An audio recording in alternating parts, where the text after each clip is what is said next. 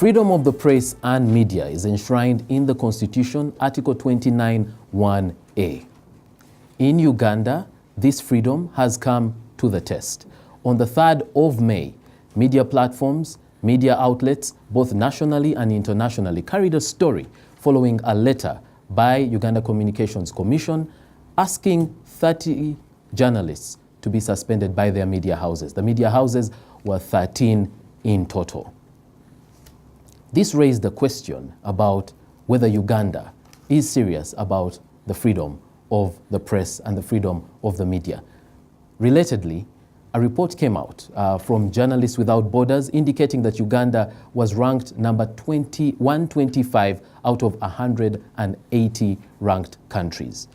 This begs the question, where do media freedoms stand in Uganda? This is Face the Citizens, and I'm your host, Iguma Gabriel. Welcome to the show. A very special welcome to those that are here in the Wizards auditorium and to you watching us at home by television. This discussion begins right now.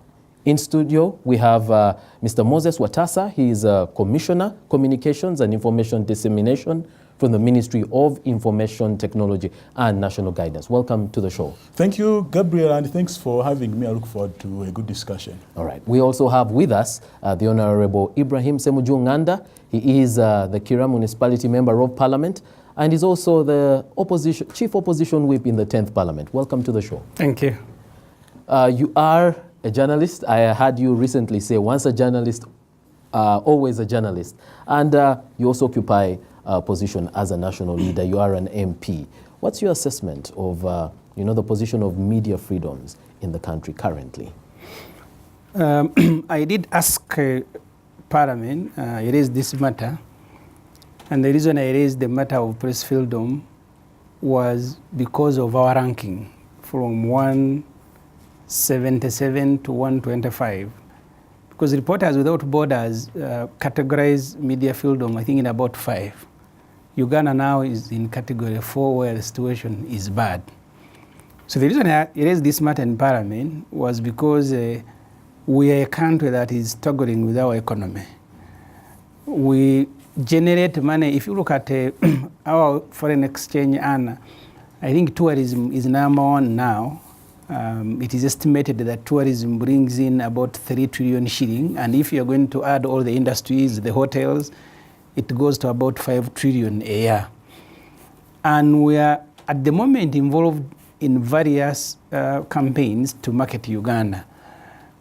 At every embassy, we have what we call commercial diplomacy.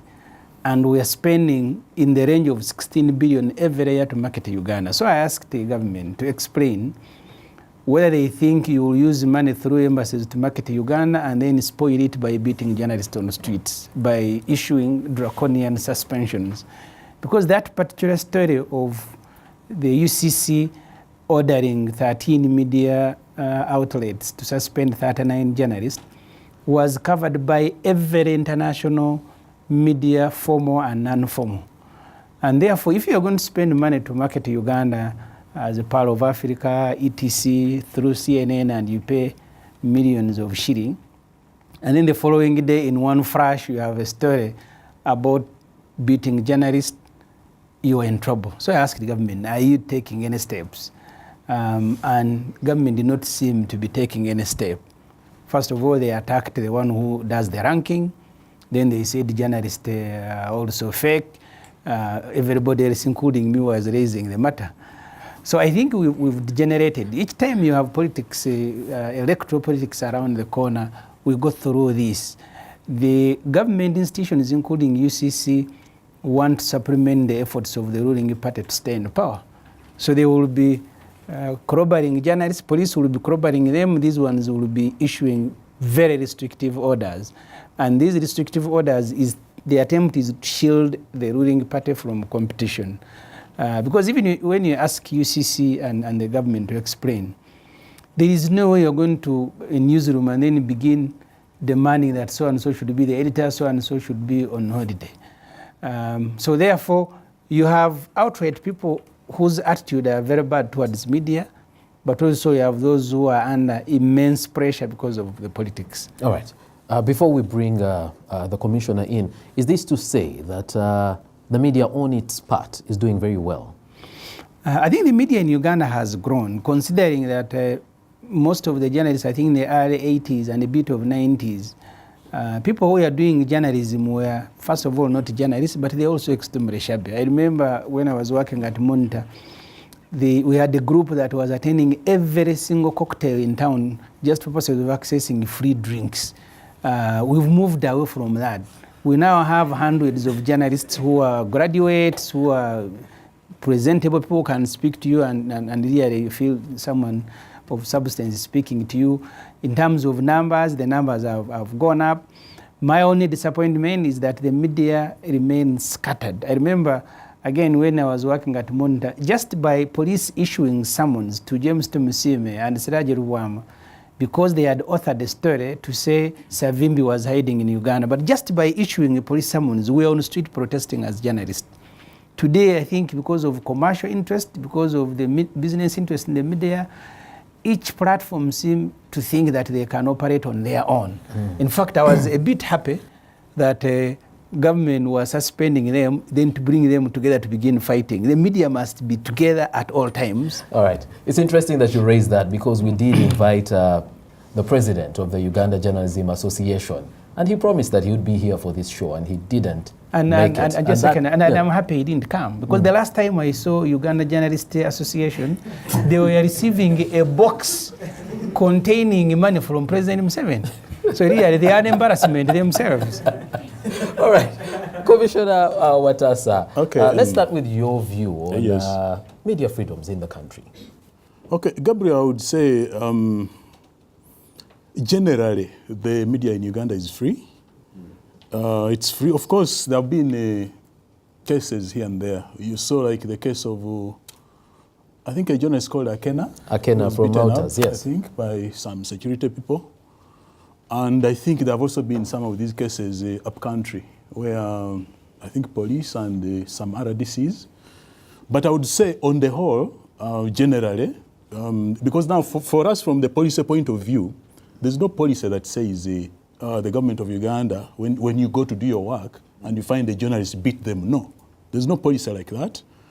But I think that just like other sections of society, the people in security, they also have probably wrong elements. You had the other time the president was saying that the police had been infiltrated. And yeah, there's a word he used, I'm not sure. but the word the president used was Kaukumi. He's admitting that we are not perfect as institutions of the government. So in my view now, like the case of UCC recently, UCC appears to have gone overboard, in my view. And that's why us as a ministry, you saw last week they had, I think, a meeting with the NAB, National Association of Broadcasters. But we've been encouraging UCC to engage more. Like Honorable Semuju said, the media itself is not perfect. By the way, Gabriel, you know that. There are journalists who pick money from sources. They do all sorts of things. And us as a ministry, actually, we prefer to counsel and train them other than coming out with a sledgehammer. We know that the media in Uganda is still young. It's not like these other professions like lawyers, doctors, teachers. The media is still young, and it has a lot of people who actually practice journalism. But if you went by the law, I mean the Press and Journalism Act, by the definition of who is a journalist, we would actually send so many of them home. That's why as a ministry, we encourage that they go back for more training. Right now we have a project with UNDP. Next week, we are going to Gulu and then we go to West Nile. We do train them ourselves. The UJA that Honorable talked about, it also has its own issues. Actually, Honorable, there's a time they were electing office bearers. We had to bring in police to separate journalists from journalists. There were bureaus, chairs were flying.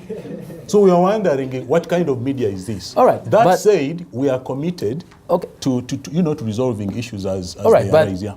Does the media and let's use a word Honorable Semuju used, does the media being shabby or not to the standard that you want, justify the treatment that they receive from the state. The examples that you give of people being beaten up and what have you. Okay, first of all, Gabriel, it's not the state, but elements within state actors.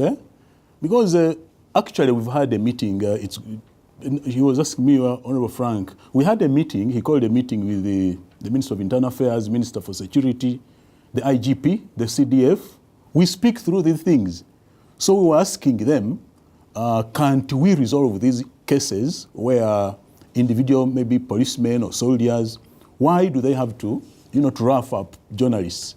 A lot of things came up. For example, they were also saying, okay, these are regrettable. And remember, Gabriel, there's a time CDF and IGP went to the media center and issued an apology. But of course, we all want to see an end to this. So they were saying, but sometimes it's also a problem. Some journalists come to report, let's say, a riot. They don't have these press cards. They don't have the jackets that show this is a journalist.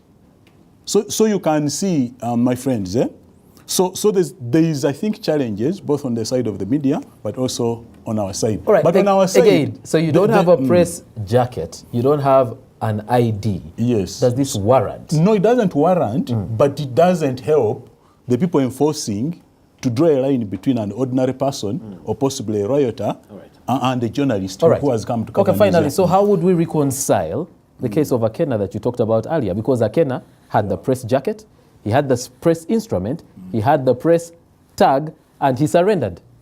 This, Gabriel, is a case, like I said, of having bad apples within an institution. Okay. It's as simple as that. And that's why, like I was saying, the Chief of Defense Forces and the IGP, I remember it was a Sunday. They went to the media center and issued an apology.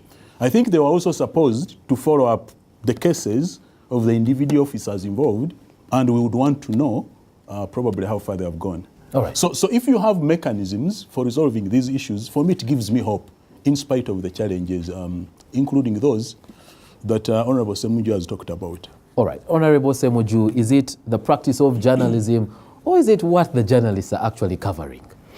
I think it's what the journalists are covering. Because if you look at all the countries that are ranked as in the group of the worst situation, there are Saudi Arabia that can go to an embassy and murder a journalist, North Korea, Turkmenistan. I was shocked. We are now almost at the same level with the Zimbabwe's. Ethiopia is now doing better than Uganda. You see, I think the situation has changed. Even of the armed people in Uganda, some of them are people who have gone to school. Their bosses are people with masters in law.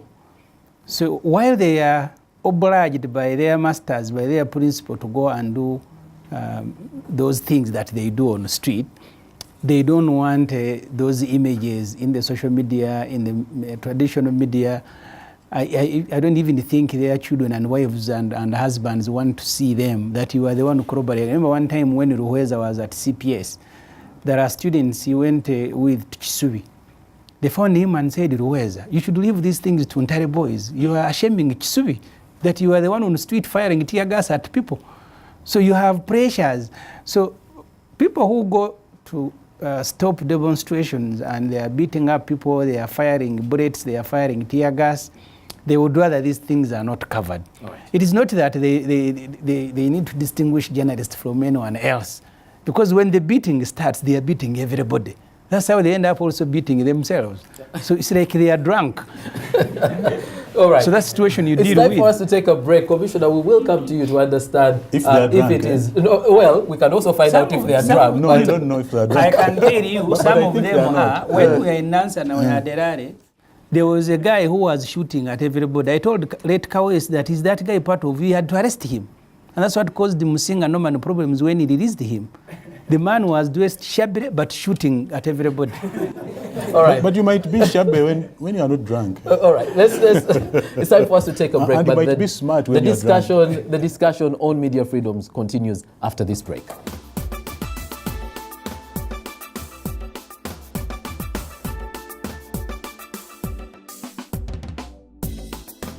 Welcome back from the break. Thank you for staying with us here on Face the Citizens. I'm your host, Igoma Gabriel, and today we're looking at media freedoms in Uganda. We have two guests, the Honorable Ibrahim Ssemujju Nganda. He is the MP for Kira Municipality. He's also the Chief Opposition Whip in the 10th Parliament. We also have Mr. Moses Watasa. He is a Commissioner at the Ministry of Information and ICT. He's in charge of communication and information dissemination. Before we went for the break, we're looking at whether it's about the way journalists practice or the fact of the content of what they're covering. Because when this, letter from UCC to suspend a couple of journalists, 39 in particular, was sent out, it was in relation to the coverage that they gave around the arrest of Honorable Kyagulanyi, also known as Bobi Wine.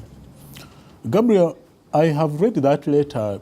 There's no way where they explicitly talk about Honorable Kyagulanyi. I think they don't, if I remember well.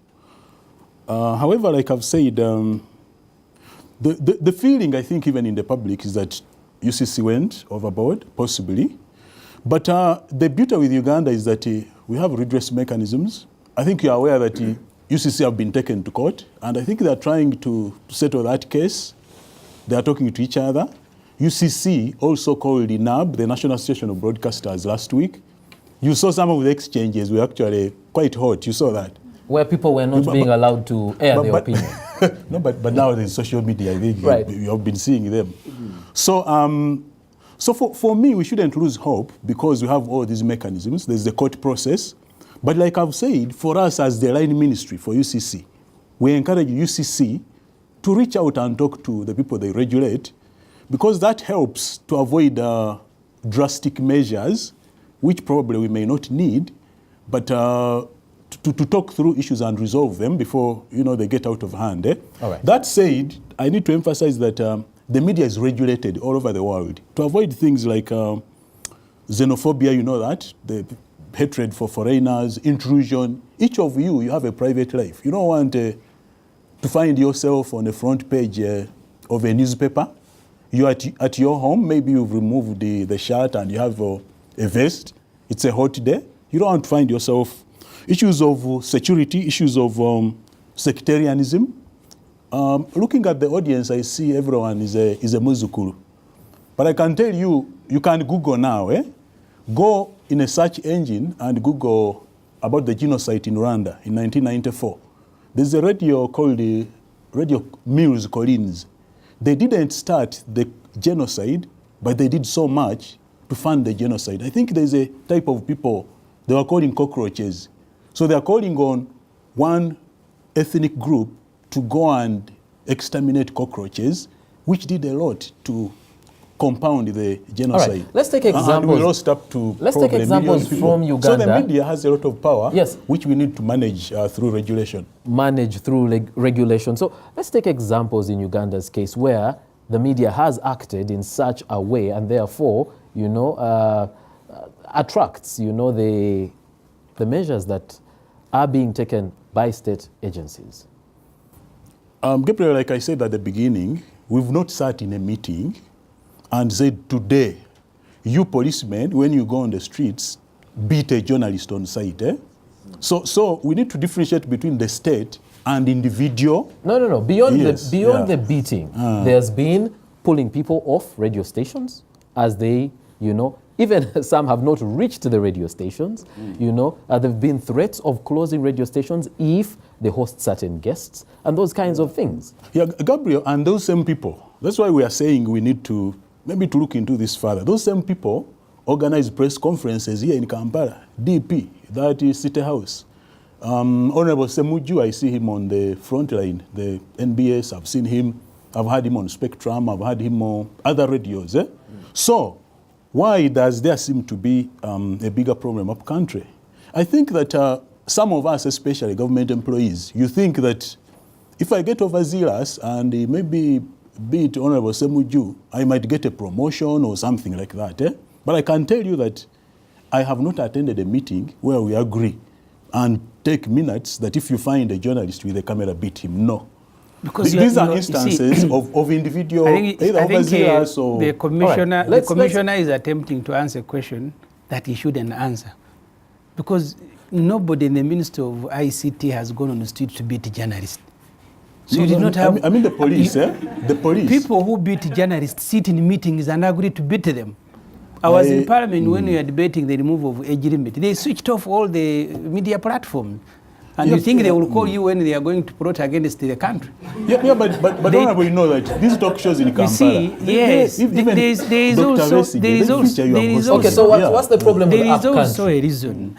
You see, the level of civic competence among Ugandan citizens vary. In Kampala, where the level of civic competence is high, the ruling party has given up. They don't want to give up villages. That's why all the switching off, all the pulling people out of studio is happening up country. Because they can't allow you to go and speak to people in Kanungu, go and speak to people in Katakwi. Because the level of civic competence by the citizens outside the main urban centers is still low. And that's how all governments like these ones survive. They survive on knowledge gap. All right. Honorable Somuju, you told us that you raised this issue in Parliament, and we want to come to you to know what Parliament is doing. But let's take questions and comments from our audience. Thank you, moderator. My name is Alex. I want to thank you, the panelists, for giving us this opportunity to interact with you. One of the things that we must acknowledge as Ugandans is media is like a watchdog, and it gives us information and feedback to understand exactly what our leaders are doing, the leaders we voted for, whether they are doing things in the favor of public interest, whether they are doing things in their own interests. And in Uganda, when we talk about freedom of media, I think we must appreciate one thing, that media is an industry that is growing very fast in this country, and is something that will influence the politics of this country, whether the incumbent wants to believe or not. So as a matter of fact, they will still fight the media for as long as President Museveni and his party wants to stay in power. They'll fight the media. For it is a matter of fact that we must all know, as Honorable Semuju has said, the reason why they close the radio stations in the rural areas, because of the political leaders who go to speak to the rural people. They understand that the civic competence, as he said clearly, when you come to the central areas, to the town areas, the urban areas, most of the elite class are based there, and they understand what is going on. And the other people who are the majority in the country, who are living in the villages, Mr. Museveni has taken it as a strategy to keep the population out of information. So that when it's time for manipulation, they always come and manipulate us, and they give us the information, and then we can vote them back into power. We shall find out from the Ministry of Information. My question was launching the my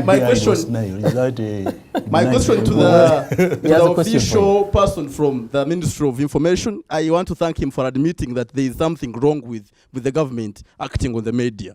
And I would want him to tell us whether it was justifiable for UCC to act on the media platforms, some of them reaching an extent of wanting to spend some of them. Thank you. Thank you, moderator. My name is Daniel Komboni, and I can say a would-be journalist because I'm in my final year in Makerere University. I remember when I was for my internship last year, there was an incident where the RDC of that district, which I cannot mention right now, said that if any radio station plays any song from some artist, they would close it. So I would like to understand from Commissioner Moses if there's anywhere in the Press and Journalism Act or Uganda Communication Act which allows RDCs to close radio stations, because if I'm not mistaken, this is the function of these other the regulatory bodies. Right. Thank you. Okay, thank you, the panelists. My name is David Magere, also a media communication student, Makerere University. I wonder if I aspire to be a journalist in few months' time or after campus. But I would want to say that the media situation in Uganda is alarming, and my point is the state versus the media. On the Press Freedom Day, I was in that march or celebration being part of the media fraternity. And I saw the mood at the celebration. Actually, most journalists did not turn up, and that was a kind of failure. So my point is, if the government recognizes the media as a first estate and appreciates what it does for the public and the nation or nation building, then they must support the media. I talk. I say that in the sense that there's too much suppression of the media when we see 13 journalists or editors being suspended.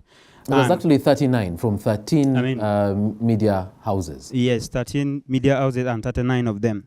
So I see there's a parallel line between a journalist and a government. I can say a person from the government, which includes the army, the police, and all other forces. A case in point, last time I was doing my project for final year, and I was moving around Entebbe Road. Then I was using my camera because I'm a photojournalist also in my training. I was taking some pictures because I need it, and I had all the authority to do it. So an army man approached me and said, "You man, why are you taking photos?" I said, "I'm taking them because I need them." So he was not well with me. So I told him, I have the authority to do it.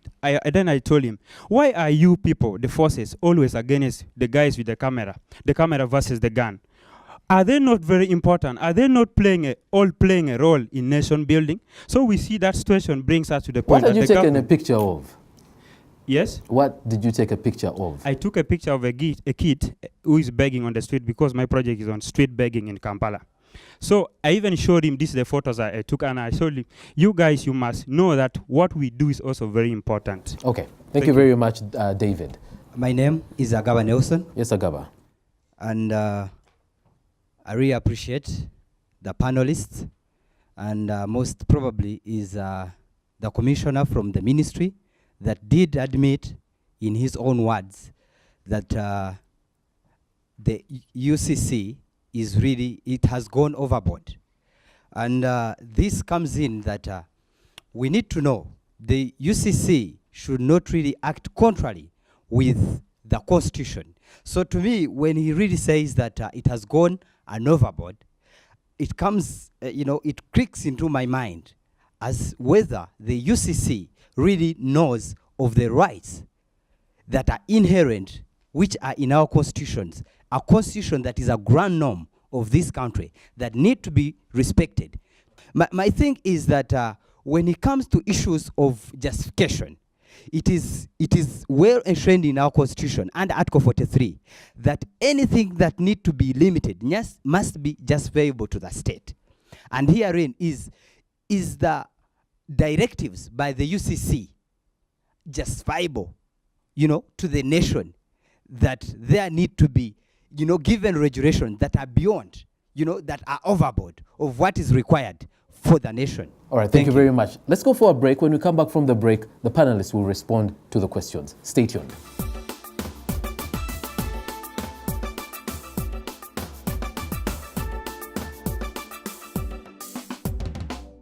Thank you very much for staying with us here on Face the Citizens. This is NBS TV, and we are glad that you were part of this discussion. And a special thank you to those that are with us here in the Wizards Auditorium.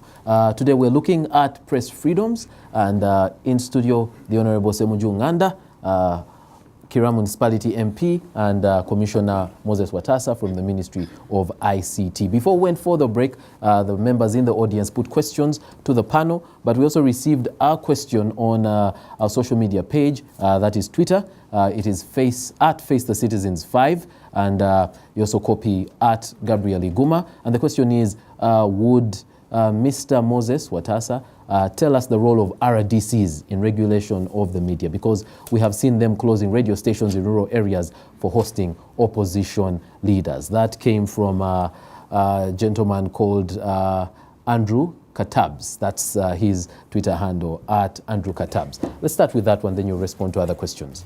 Okay, thanks, Gabriele. Just quickly, Alex, I think, is the one who said media should be allowed to grow, I think, if I remember well. Not so? Alex? Yes. Yeah, Alex, the media in Uganda, incidentally, it has grown phenomenally. When the media was liberalized, I think in 1991, we had the UBC, in fact, not UBC, Radio Uganda, UTV. Today, I was checking with UCC, we have 298 radio stations on air. So if you're talking about growth, it has really grown, eh? And in terms of numbers? Yeah, but which growth, what of I quality? don't know. What of quality? No, quality. Because when it was it was just UTV and Radio Uganda, these issues were not there because it was totally controlled by the state. Yeah, because now, but when you put in your constitution that there will be freedom of media and press. Recently, I was in Chiboga. I was doing a community program, and I wanted to pay for a talk show. I found a gentleman sitting behind the counter. I asked him how much it is. He said it is 400,000. I paid with my colleagues. Then he said, now we go inside. The same guy goes and hosts us on air. I'm answering the quality issues.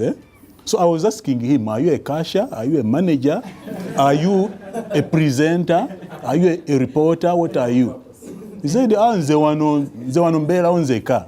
so I do all these things. So in terms of quantity, it has grown phenomenally. 298 radio stations.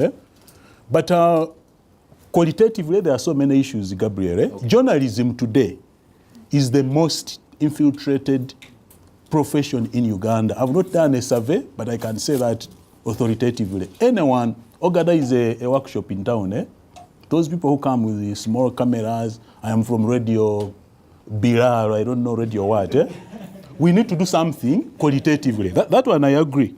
All right. So then, as the government encourages us, that's why I'm here. I am here because I'm doing my work. We are encouraged to come here and engage on the media because this program is going on the media. We have I was talking to him as he was asking. You saw the other day, Saturday, the president launched the NBI, extending the internet to Koboko, West Nile, Chitugum. That cannot be a government that is seeking to restrict communication because we are extending the national backbone infrastructure so people can use internet. Actually now, if let's say UCC is overboard, how do you deal with Facebook? Facebook, Twitter, Instagram, you people, you know them, the young people. We know how it's dealt with. In other words, 2016 elections, those were shut down. In other words, the government is supporting and encouraging the growth of the media. Colleagues, colleagues, let me tell you. The audience says OTT is what no, you see, their government is expanding the tax base. All right. And if you see, let's respond to other questions because we're running out of time. Then someone says UCC denies some songs from being played. I think it depends on the content of the song. If it's a good song, maybe praising Savasajja and the good culture of Uganda, it's okay. UCC should allow the song to be played. What if the song is talking about ills in society?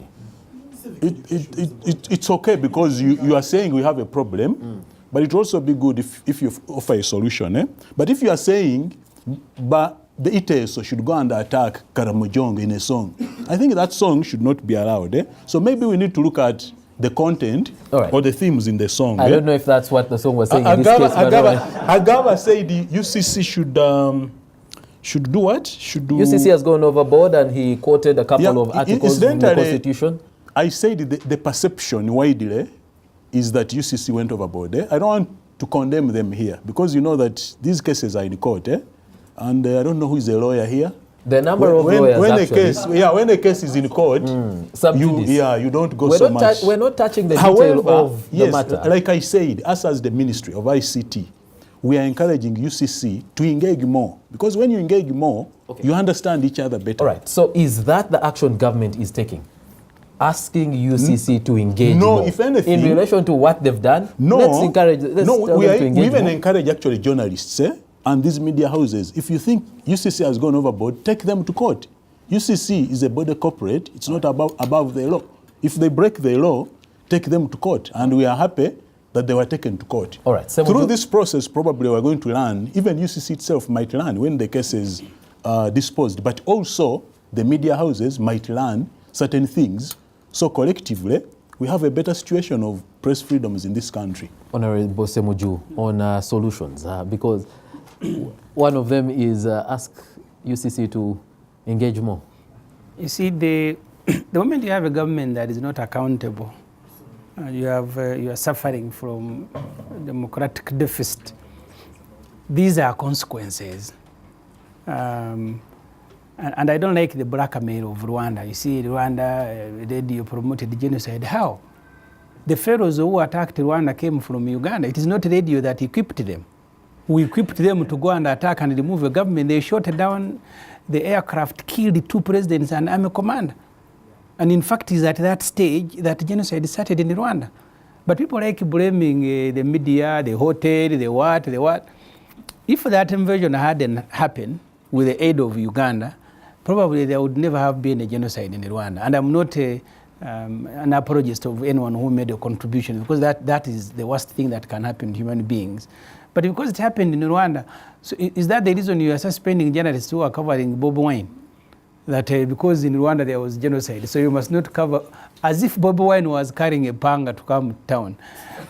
so the trouble is that the moment you don't democratize, the moment you have a strong man mentality who thinks that citizens are there at his mercy, even radio stations, TV stations, and newspapers are going to suffer the same fate. Right. Because the pharaohs who are tear gassing us and beating us on the street, they are not going to spare anyone. I remember one time we were in Kasanga with Dr. Vesich, and police started firing tear gas. I saw a policeman celebrating when he had fired tear gas in a kiosk where there was an old woman and a kid.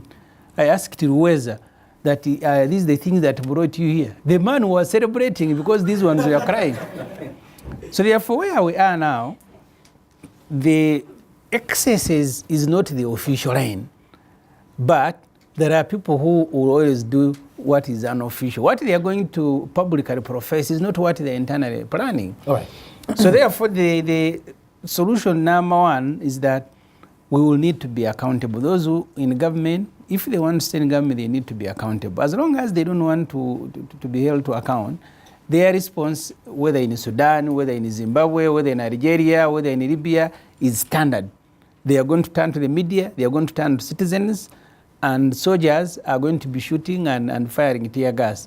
What about accountability for responsible journalism? Because the media is powerful and yes, can cause a situation to escalate. You see, that debate has been going on. I don't think citizens are so stupid that they are going to consume everything that comes from the media. In fact, the time I worked in a newspaper, you are going to be forced to be responsible and forced to be truthful. The moment you are a newspaper, there is no way you're going to publish 1 to 3 articles that are false and then people are on the street buying. It is not possible. Even a radio station, you see, media is such a good platform that it will self-regulate. If you are a liar, there was a journalist here on radio station who kept saying the Americans, commenting about American invasion of Iraq, that the Americans have such a latest technology now. They have blades that are going to even find people hiding in water in where. The moment you lie and you are in the media, I can assure you, you will not live more than a month. So media can regulate. And I don't want to believe that government is so weak that when Semuju goes on the media and he lies, that the government is so weak and helpless that people are going to consume Semuju's lie and don't consume their truth. But they've got to protect the listeners, the viewers from the lies. I don't think the media, first of all, I don't want to argue that the media is blameless. I have told journalists they have to be accurate, they have to be fair. I have also consumed stories that are not, either they are written out of context, that are not true. But because of my training, I know that the moment you publish 1, 2, 3 stories, you will pay for them. But I think I want to call upon the journalists who are viewing this show that first of all, they ought to be accurate, they ought to be fair, and they ought to be plural. All right. From the point of an MP, what is Parliament doing beyond raising the issue? Because if the problem is with the law not being clear or an institution that actually you do oversight over going overboard, what is Parliament doing tangible? The last time I raised this matter, we agreed as Parliament that the Minister of Information will come to account. We also suggested that UCC should reverse those draconian directives. I read that they had reversed them. The minister hasn't tabled a statement, then we will debate the minister's statement and then we'll be making recommendations. But if they don't care about, all of us don't care about the media, I told them, this economy, every day this government borrows from even money lenders. They are like anyone on the street. I told them you're going to collapse the economy and each one of you will have to personally pay. So I think because of that, they may be able to listen. Okay. Thank you very much. My name is Bukari Daniel. Yes, Daniel. And I'm the Speaker of the Independent Youth Forum. I have one question. Speaker of the Independent Youth Forum. Youth Forum. Yeah. All right. I have one question to Ibrahim Semu Uganda.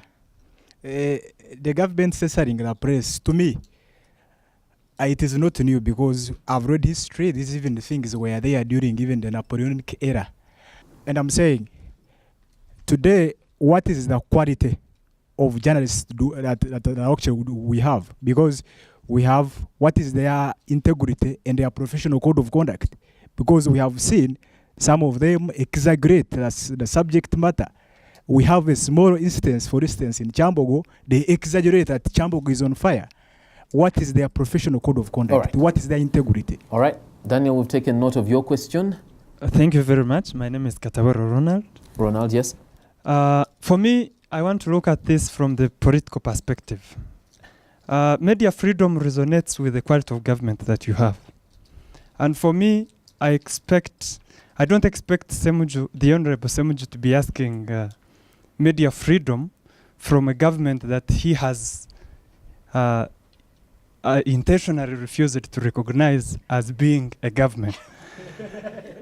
So for me, that is asking for too much, and the Honorable Semuju should reverse. Media freedom in Uganda, it is true there are instances of UCC going overboard. There are instances of journalists equally going overboard. So we have problems at How do we both start to sides. fix them? Sorry? How do we start to fix those problems? Well, like the gentleman from ICT said, we need to have serious engagements from the political leadership, from the technocrats, from ICT, and from the journalists themselves.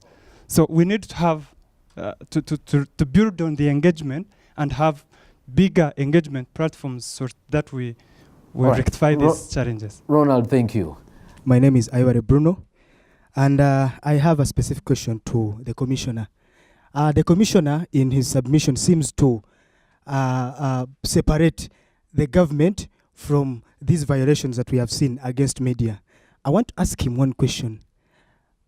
We, from the past, why is it that we have never seen any NRM person appearing on the radio station shut down? Why is it we have never seen any journalists covering any activity where the government is engaged being beaten? And we want to ask you, are you so vulnerable to the extent that you fear people just communicating, and that gave you a justification to bring OTT to regulate the media? And as for Semuju, Mr. Semuju, why is it the media has gone so political? Why are you full of bias? To be sincere with you, if you read if you follow media very well, media is politically biased. All right, let's leave it. Okay, you've made your point because we're out of time. Let's have quick responses. Commissioner, let's begin with you. Okay. We've been accused of being too biased. You know, too political. I've been avoiding politics because I'm not a politician. We have a politician. I want to thank that gentleman there for helping me to answer the politics. Daniel. What is his name? David. Daniel, yes. Daniel. Yeah, but I want to say, ladies and gentlemen, whether you like it or not, the media is powerful. Have you had, sometimes I switch on Uganda stations where you find people are having an argument and small things. How much does Wayne Rooney earn? They're asking Gabriel here in the studio. And actually, I've heard the guy behind the mic telling a lie, but he settles an argument. So it ceases to be an argument because Gabriel has given the Wayne Rooney what he earns, but which is actually wrong, but the people listening believe him. What am I saying? The media is very powerful. You define opinion, you shape discussion, you even shape emotions. The media in Rwanda did not start the genocide, but it played a role in fanning the emotions. Probably we wouldn't have lost that many people. That is why the media ought to be responsible. In Uganda, we want to have a free but responsible media. It's still young. Okay. Commissioner, you know I'm a source to journalists. They will come to you. They say, Mr. Watasa, we have this story, but we can kill it if you do this and that. You know what I'm talking about. Okay. The politics, Honorable Semuju knows. Sometimes they are actually hired to tarnish one person against the other. Okay. All right. Now there's a question. Deny someone, now there's a question on whether we've seen these, people covering government programs or people who are pro-government being also shut down, being beaten. Well, what I know, we are encouraged Gabriel to come here like I've come, but we are also advised to use proper language, to stay away from trouble, because I've not come here as Moses. I've come here to represent the government of Uganda. So there are minimum standards of presentation that are required from us. As for the other people, I don't know whether they have their standards, and I am not a security expert. I don't want to question, but like I said at the beginning, some of us go overboard as individuals. It is not a written policy that go and remove people from the airwaves, go and beat people when you find them on the streets. Honorable Semuju, and unfortunately we're out of time. So yes, I think the questions, 3 of them I think are related. They are about the politics and the media. If the media is biased, that is wrong. But who determines that the media is biased? If you ask President Museveni, he will tell you, like Arabs have been in the Middle East. You will find the main story in all the Gulf news today in Libya, in Dubai. The main story is about a prince planting a tree or sharing a flower. And that's what President Museveni wants to see, and for him that is not being biased. I remember when he was opening the new factory of New Vision, he said this politics of page number 7. So when he's opening factories, and these days he opens a factory every day. He was in a school in Kumi. He opened the school, but also went back to open a laboratory. So the same school. And these are the stories he wants on the front pages of newspapers. These things, they are it's true. The school of Honorable... your colleague. Yes. So the point I am making, because of the many platforms that we have, if you are biased, I don't think you're going to live in the market. People will keep switching to another radio station. But also you must understand the media. Why do people start media platforms? We had a newspaper here called the People for Uganda People's Congress. Did you want Uganda People's Congress to be promoting NRM? I saw the movement news. So there are newspapers that are going to be biased and radio stations that are going to be biased, and that is okay. But there are also professional platforms whose duty is to be professional, because that's how they earn, that's how they live. Right. So don't be bothered by a newspaper or radio station that is biased. You should be worried that there are no other platforms that are professional, that are going to give everybody a voice. We have to leave it there. Honorable Semuju Uganda and Commissioner Moses Watasa, thank you very much for being on Face the Citizens. Thank you.